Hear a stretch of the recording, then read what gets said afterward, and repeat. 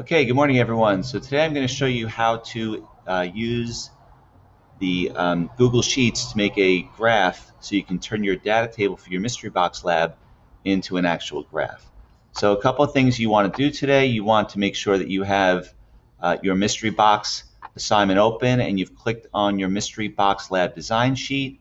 And when you do that, you're going to be given your copy of the Mystery Box, right? The second thing you want to do is make sure that that you have your data table open. I don't have one, but if you go back to the classroom, okay, if we're looking at period 1, back down a bit, I shared a Mystery Box data table. There it is, right? So make sure you also have in another tab your Mystery Box data table open. That will be helpful. And so your data table is going to have things filled in, unlike mine that's blank. Okay? So again, 3 tabs: your Mystery Box lab design sheet, your Mystery Box data table, and the last thing is your Drive. All right, now that we're in Drive, please go ahead and select New, and you're going to select a Google Sheet. Okay? Once Google Sheets are open, you're going to take a look at your data table, and you're going to pick the data, put in trials. I think the second column was the amount of liquid, and then you had a third column which is the amount of time that it took for the liquid to come out of the box. So that's the data that you're going to, I guess you might be able to try to copy it and paste it right in there. You can try that on your own. What I'm going to do is show you how to just enter it in, right? So I'm going to just make up some data right now. I'm going to make our trials, trial 1, trial 2, trial 3, and trial 4, okay? And I'm actually going to do that twice. 1, 2, 3, and 4.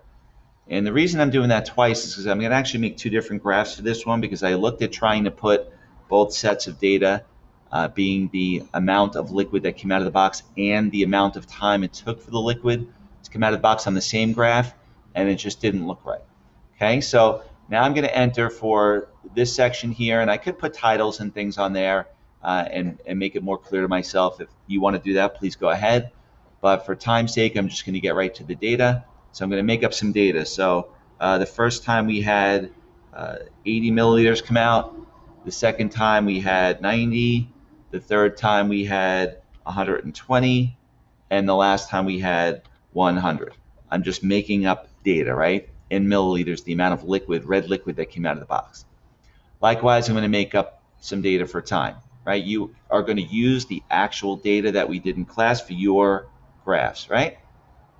So for 1, let's say it took 15 seconds, then it took 18 seconds, then it took 25 seconds, and finally it took 79 seconds. Okay? So let's first make our graph for the amount of liquid that came out of the box.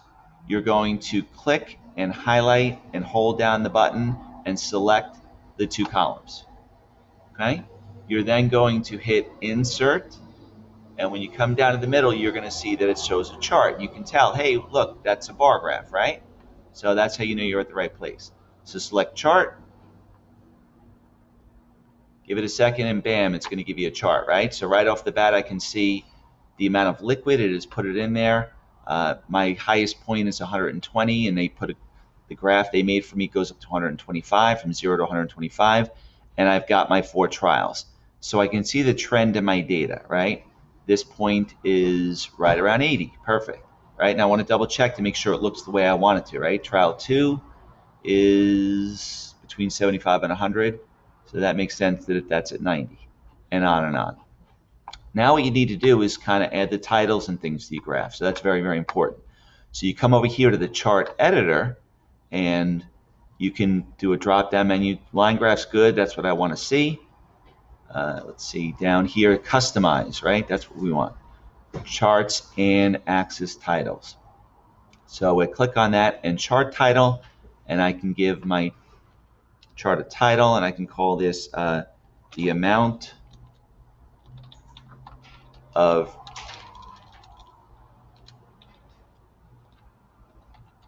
of red liquid out.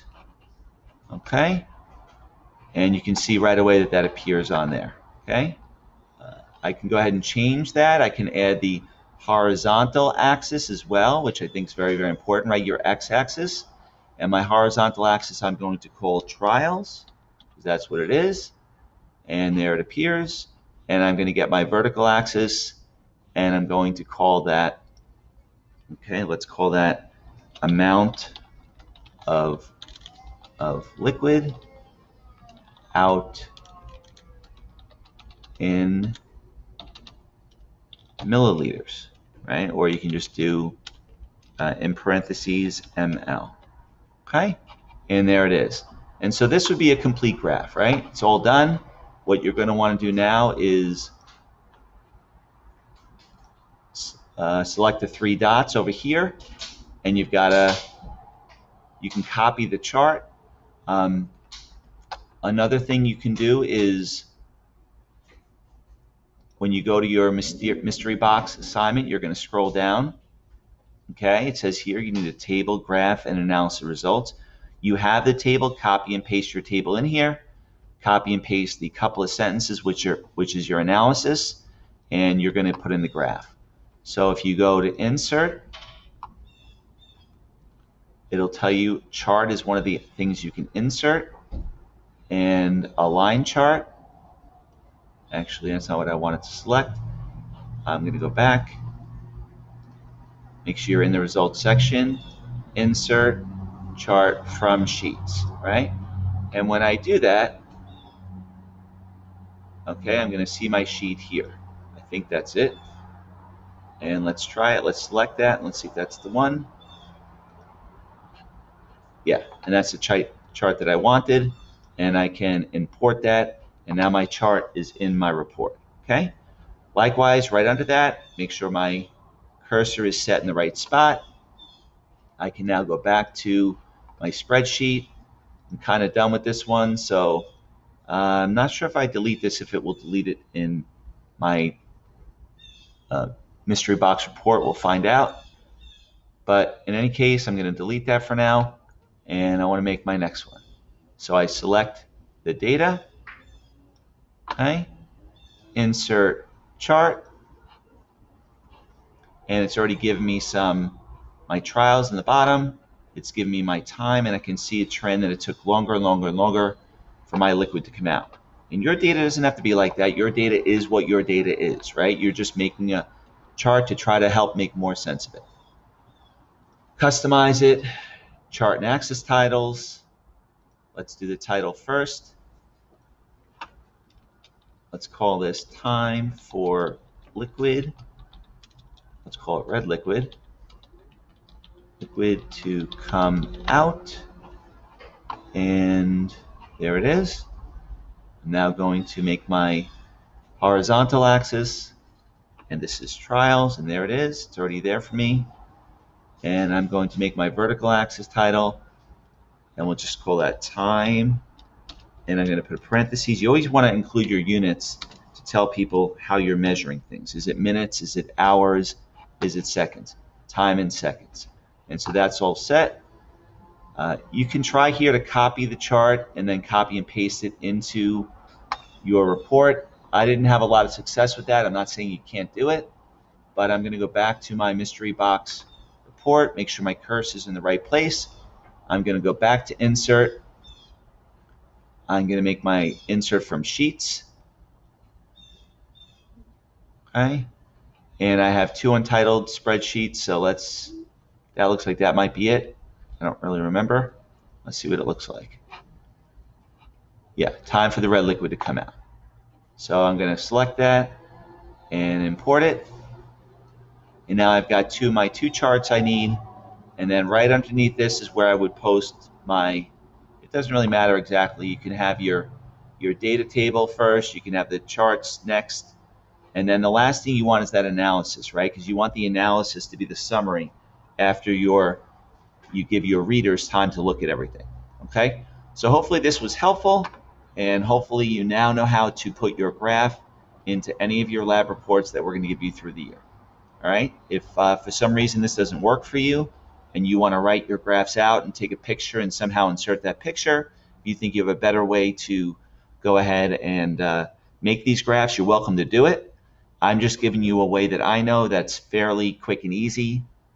Most importantly, you understand how your graph's being made, what the story it's telling is. So you always need to double check your data and make sure it's telling the right story that makes sense for your reader. Okay, thanks very much.